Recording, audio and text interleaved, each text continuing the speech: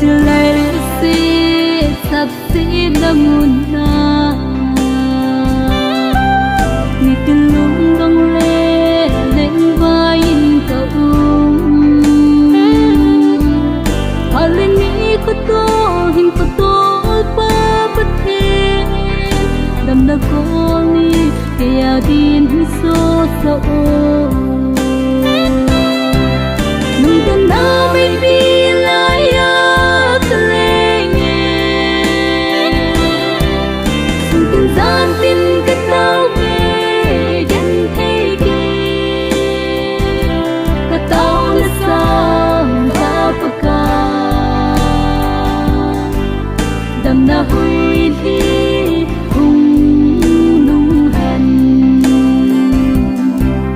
Sung mang pa thin si hung hin hay thi mo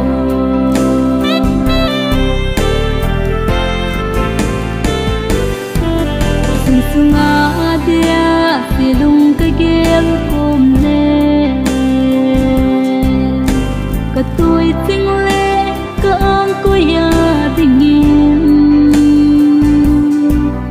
Giờ tâm thêm thu muốn nãy bị dấu lâu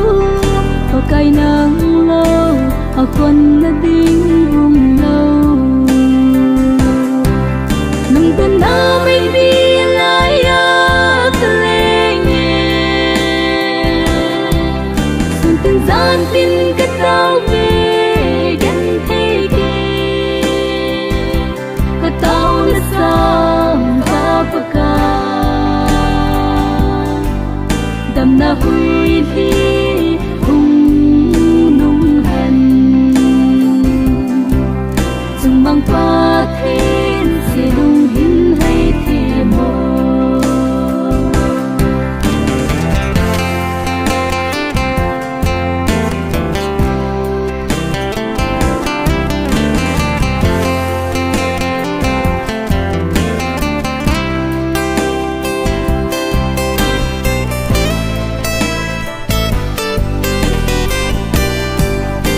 mang qua thiên sung sung hin viên lăng gần lên thế danh nơi kỹ lệ xa kỳ nun dù tình đã lâu bi nà ca mũ thiên điêu sung sung a din hàm giang thật na hin than nung tuần áo mình đi lại